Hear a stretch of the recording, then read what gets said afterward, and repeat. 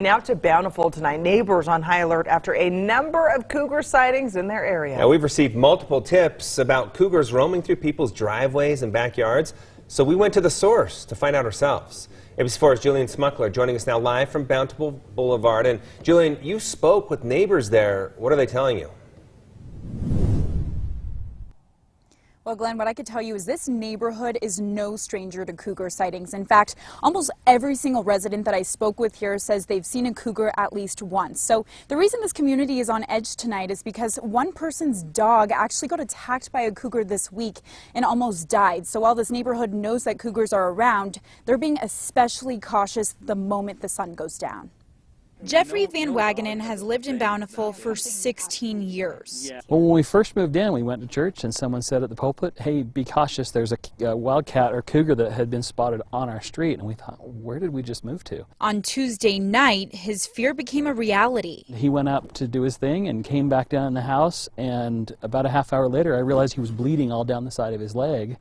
And I could see that the fang marks were about 4 inches apart, and each fang mark was about a ½ inch wide. Jeffrey thought it was a cougar, but took his dog Kaiser to the vet just to be sure. The vet said, yeah, there was 4 bite marks. You could see top fangs, lower fangs, and you could see how it had pulled the skin away. Kaiser was taken into surgery, lucky to be alive. He's actually recovering quite well, but I've been a little bit worked up because I'm worried that it's going to come back. After with the vet bill, I thought, well, rather than a second vet bill, it's better to pay for the ring cameras and buy 3 more ring cameras for the outside of the house. He's determined to catch the cougar in action, especially since his neighbors saw one in their driveway right down the road. This early in the year has me a little bit worried about what are we going to be facing when it's really snowy, when they really do come down. And a lot of times in the winter when it's really snowy, that kind of pushes the deer into lower elevation areas, and so the cougars will follow them there. The Utah Division of Wildlife Resources says the cougar population has increased in Utah over the last decade.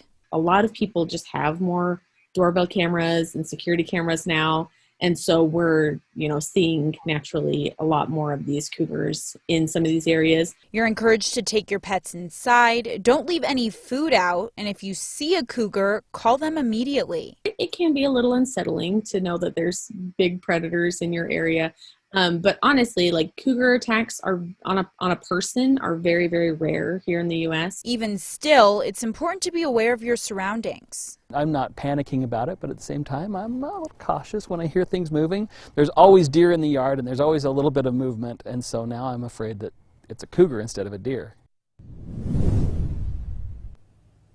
So I'm sure many of you at home are wondering, okay, what do I do if I run into a cougar? So first things first, I'm told you should never run away because that can actually trigger their natural instinct to chase after you. So just keep a good distance between you and the cougar, hold eye contact, and then make yourself look big. So if you're short like me, I'm told you should be waving your hands in the air, or if you have a jacket, just put it above you. Just anything you can do to make yourself look authoritative. I'm also told talking loudly helps kind of scare them off, and then of course backing away slowly. Reporting live in Bountiful, Julian Smuckler, ABC4 News.